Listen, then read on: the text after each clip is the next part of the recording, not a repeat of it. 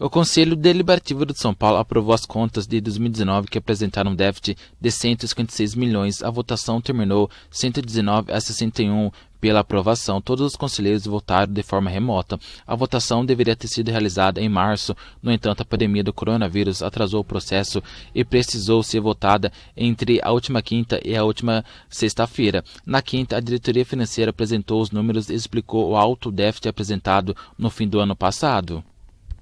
Antes do início da apresentação, o presidente do São Paulo, Leco, enviou uma carta assinada aos conselheiros, onde se defendia de acusações sobre irresponsabilidade em sua gestão. No documento, Leco explica os fatores que fizeram com que a dívida aumentasse tanto no período de um ano.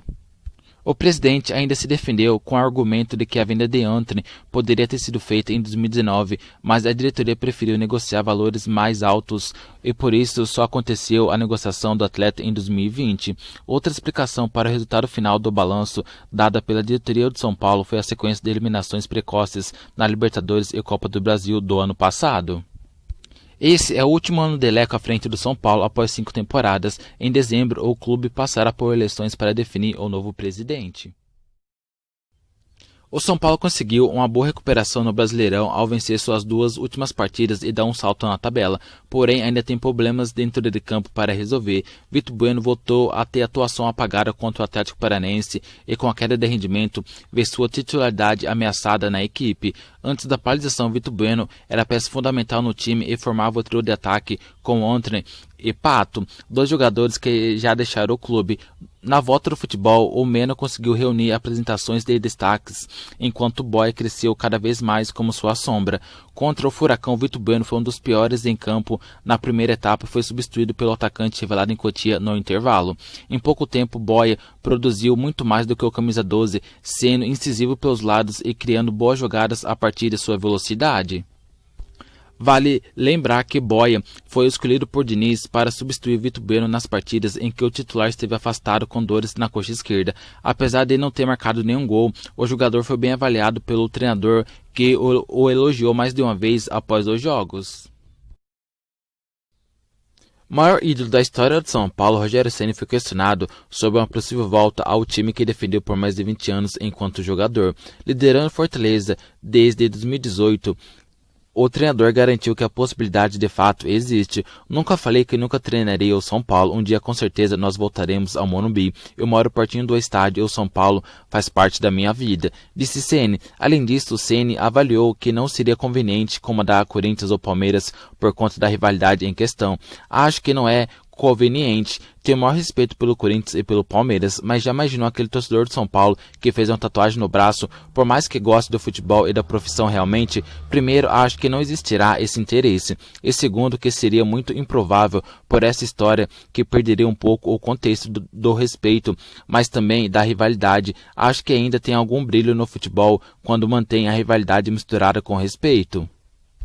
Sobre a situação que o São Paulo vive, Ceni afirmou que o único remédio é levantar uma taça. Quando fica muito tempo sem vencer, os problemas vão se acumulando. A cada derrota tem um volume maior. Isso só vai ser curado com o título. Quando conquistar, vai voltar a ter mais calma. A situação financeira do clube é delicada, mas tem bons jogadores para reverter esse quadro. Finalizou. Jogar contra o Corinthians tem um gosto especial para o volante Luan de São Paulo, não só por ser um clássico, mas por trazer a lembrança do dia de sua estreia como profissional. Em 2018, Luan estava à procura de um ingresso para assistir o jogo no Morumbi pelo Brasileirão, quando recebeu uma ligação avisando que seria convocado para a partida. O técnico Diego Aguirre levou o jogador para o duelo e ainda permitiu que ele fizesse a sua estreia no final da partida. Nesse domingo, às 11 horas, no Morumbi, a situação do volante é diferente. Consolidado no elenco profissional, ele não vive a expectativa de ser convocado, mas sim de ser titular. Com a lesão de Daniel Alves, Luan desponta como um dos favoritos à vaga. Quem acompanha os treinos, o dia a dia do clube, sabe o quanto eu venho me dedicando e trabalhando firme. Respeito a decisão da comissão técnica e todos os meus companheiros, mas estou focado em dar o meu melhor em cada treino para recuperar o meu espaço no time. A expectativa para o jogo contra o Corinthians é a melhor possível, disse Luan. Diniz ainda não definiu o substituto de Dani Alves. A atividade desse sábado, a última antes do clássico, será decisiva para a formação da equipe. O Dani é um dos melhores jogadores do mundo, é um cara insubstituível, mas temos um elenco qualificado e quem entrar dará conta do recado. Se for eu, estou preparado e muito motivado, disse Luan. O retrospecto do jogador contra o Corinthians é outro fator que pesa a seu favor. Ele disputou 4 jogos, 3 como titular e o aproveitamento foi de 58,3%. Sem ele, o aproveitamento caiu para 16,6%. Minha história no profissional de São Paulo começou justamente contra o Corinthians. Esse clássico se tornou ainda mais especial para mim, porque relembro minha estreia. Finalizou.